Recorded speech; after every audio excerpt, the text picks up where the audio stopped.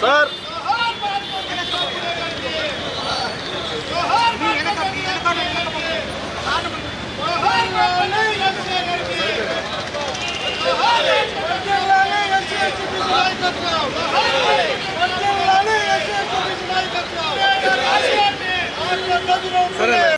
ఈరోజు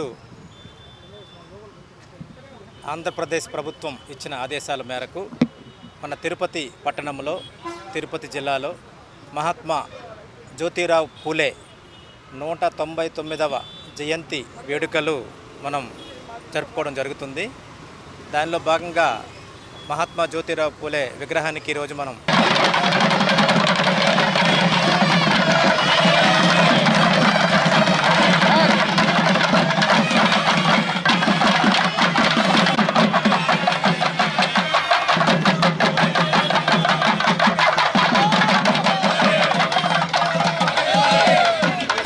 పూలదండలు వేసి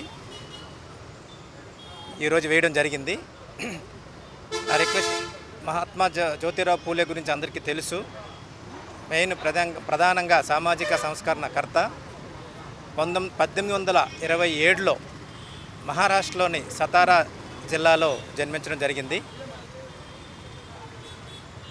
తన భార్యను కూడా సావిత్రిరావు పూలేని కూడా ఒక టీచర్గా తయారు చేసి మహిళల్లో అక్షర జ్ఞానం పెంపొందించడానికి చాలా కృషి చేయడం జరిగింది.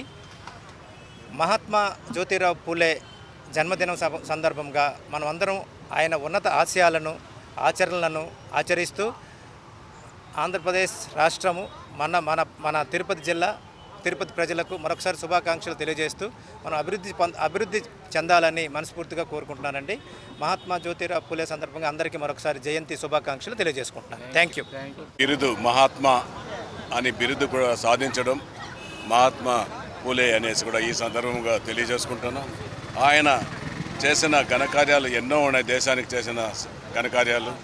ఆయన మొట్టమొదట మహిళలు గుర్తించిన ఏకైక వ్యక్తి మహాత్మా జ్యోతిరావు పూలే. అటువంటి సంస్కరణ వాళ్ళందరికీ కూడా చదువు నేర్పించాలని, మహిళలే దేశానికి కాబోయే పౌరులు అనేసి కూడా చాటి చెప్పి మన దేశంలో మహిళలు కూడా ప్రధానమంత్రులు కూడా ఉండడం కూడా గర్వకారణం. అటువంటి మహిళా లోకానికి మొట్టమొదట కూడా చదువు నేర్పించాలనే ఒక ముఖ్య ఉద్దేశంతో పాఠశాలను నిర్మించి పాఠశాలకు అధ్యాపకురాలుగా ఆయన సతీమణి సావిత్రిబాయి పూలేని నియమించి పిల్లలకు చదువు నేర్పించిన మొట్టమొదటి వ్యక్తి మహాత్మా జ్యోతిరావు పూలే అనేసి కూడా ఈ సందర్భంగా తెలియజేసుకుంటూ, మన మహిళలకు ముఖ్యంగా మన దేశంలో 33% రిజర్వేషన్ చట్టసభల్లో కల్పించాలని గౌరవ ప్రధానమంత్రి గారు పార్లమెంట్లో ప్రవేశపెట్టడం అందరికీ తెలిసిన విషయమే.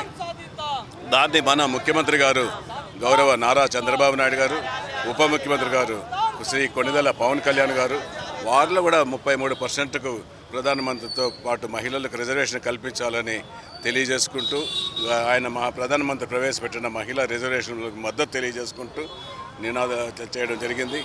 మన రాష్ట్రంలో కూడా స్థానిక సంస్థల ఎన్నికల్లో కూడా 50% మహిళలకే అగ్రస్థానం కల్పించిన మన నాయకులు ముఖ్యమంత్రి గారు, ఉప ముఖ్యమంత్రి గారు అనేసి కూడా తెలియజేసుకుంటూ, ఏది ఏమైనా శ్రీ మహాత్మా జ్యోతిరావు పూలే జయంతి సందర్భంగా 200 సంవత్సరాలు మన ముందు లేకపోయినా కూడా ఆయన విగ్రహానికి మాలలేసి అందరూ కూడా గొప్పగా చేసుకున్నారంటే ఆయన చేసిన దేశానికి చేసిన సేవలే గొప్పదనేసి కూడా తెలియజేసుకుంటున్నాం.